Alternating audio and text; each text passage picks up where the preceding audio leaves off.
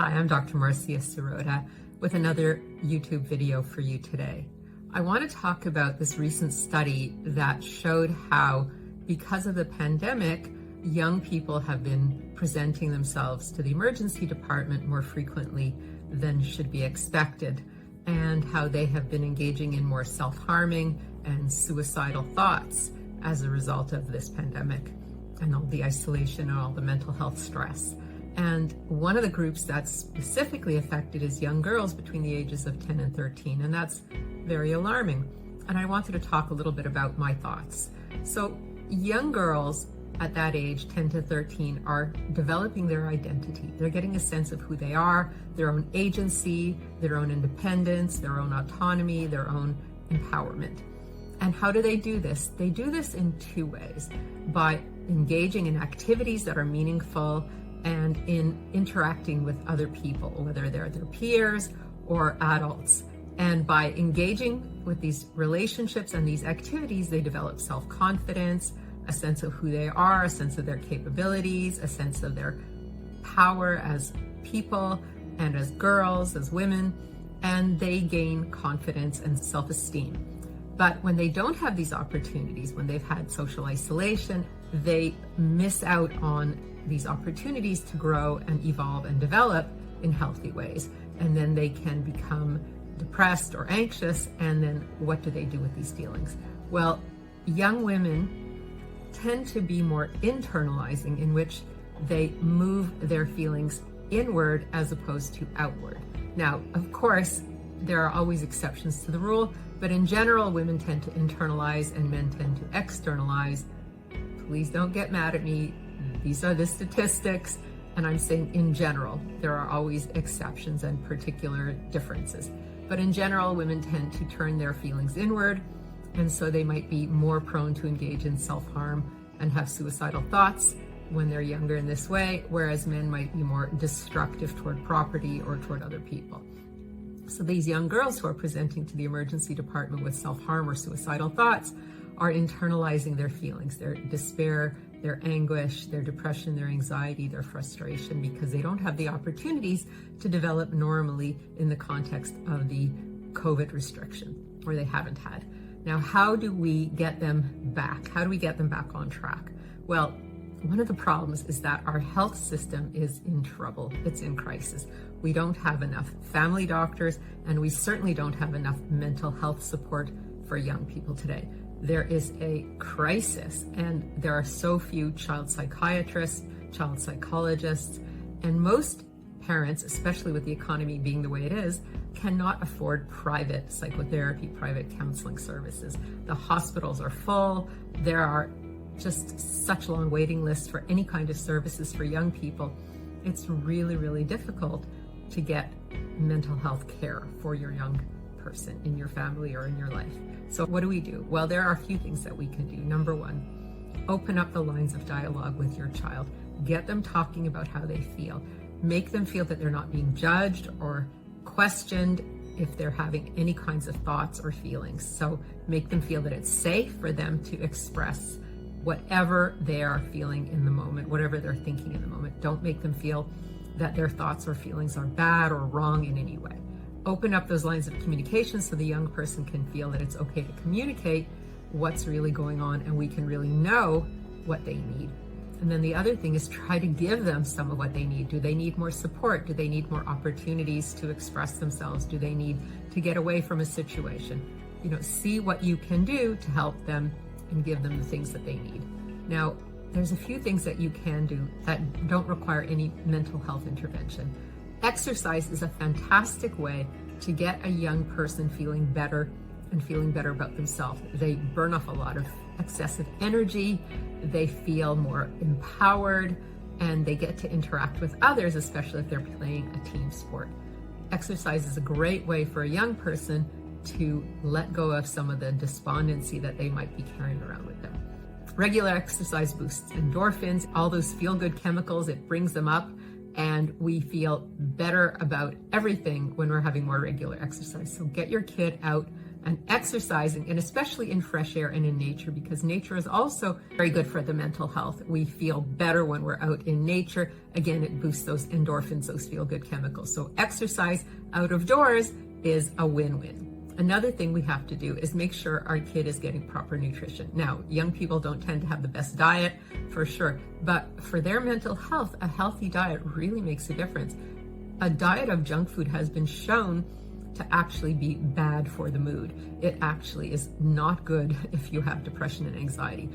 Too much sugar, too much refined flour, too much fat, too much salt, all of these things are not good for our mental health, let alone our physical well-being. So we want to give our young people a healthy diet so that they have the most ability to fight off any depressive or anxious feelings within themselves. So regular exercise, a healthy diet. Of course, the child also needs sleep. And again, this is not always something easy when you're dealing with young people, but you want to make sure you have good sleep hygiene for your young person, getting them to bed at the same time every night at a reasonable hour, not at 1 a.m., making sure that they get their 7 or 8 hours per night, getting them up at the same time every day as well, making sure that they get their bodies habituated to this normal sleep cycle so that they can fall asleep when they put their head on the pillow and then they get up refreshed in the morning. And if the child is having issues like nightmares or night terrors, this is something you want to talk to them about, because there are things that they can do about that. But you want to know if they're having these things. And if you don't know, there's not much you can do. So again, those lines of communication, keeping them open, very, very important. And you don't want to ever make the child feel bad or ashamed for anything that they're experiencing. You want them to feel that they can tell you whatever they need to tell you so that you can support them. So we've got exercise, especially outdoors. We have good nutrition, we have sleep, and then we want to get the kid interacting with other people.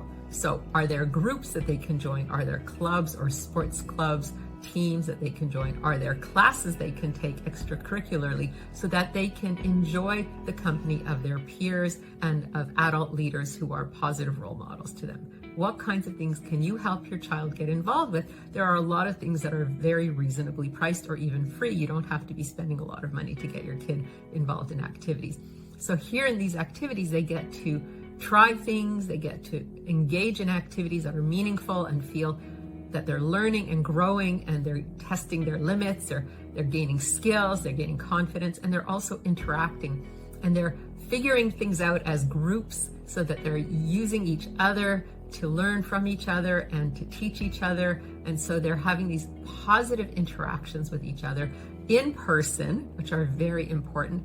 And that's really, really good for their mental health. Now, being online all the time has its problems. You know, being in an in-person interaction boosts, again, those feel-good chemicals, those endorphins, those oxytocins, all those good chemicals that make us feel a sense of well-being and just positivity. Online connections don't always do that, especially when we're dealing with online bullies or trolls. Now, there are some communities that are faring better with online communities, such as the LGBTQIA+ community. They seem to be having more support online than perhaps they might be getting in person from their peers.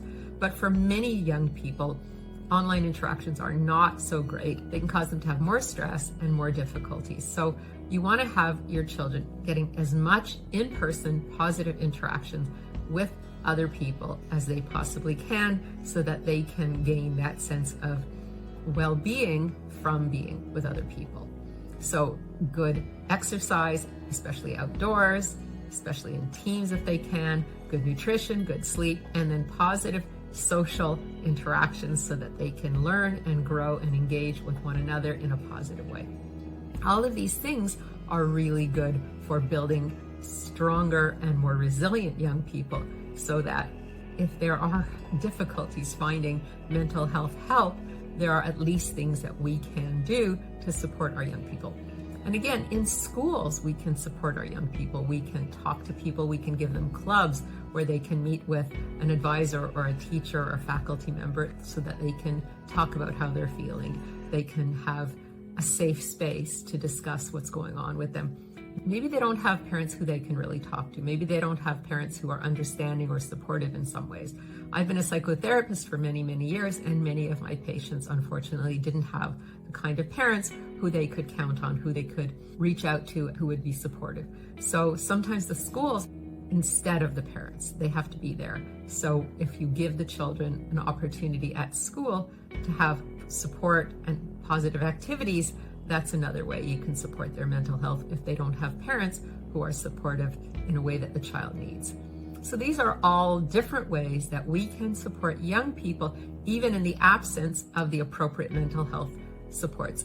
And here's one last thing I would recommend strongly. Vote. Go out there and vote for the politicians who are saying that they're going to fund more mental health for the community. Fund hospitals, fund more doctors, more psychiatrists, more psychologists, more social workers, because you want to encourage politicians to get out there and make the changes so that young people do have the support that they need down the road. Maybe there is an absence of these services right now, but if we vote, and if we vote for politicians who are promoting more mental health in the community, then we can make those changes. So don't say, oh, my vote doesn't count. It does count, but you have to go out there and ask the politicians what they believe in and what they're planning to do, and you have to listen to their platforms. If they're saying, I'm going to defund mental health, they're not the politicians for us to vote for. We need to take our political power and vote for people who are going to help us have more resources for our kids. And if you want to, you can also get involved in social activism, in lobbying, in going to do door-to-door campaigning, in all sorts of different kinds of things, letter writing campaigns to our politicians. There are ways that we can have our voices heard so that we can have more resources brought into the community. Right now, it's not in a good situation, but we can make it better, but we have to take action. We can't just sit here and feel bad. We have to do something. There are things we can do within our families, there are things we can do at school, and there are things that we can do politically so that we can turn things around and help our young people recover from the difficulties of COVID and also from the difficulties just today, because there are still a lot of difficulties in the world. It's a tough time to be a young person, and they need all the support they can get. I'm Dr. Marcia Sirota. Please stay tuned for more videos about mental health, relationships, and wellness.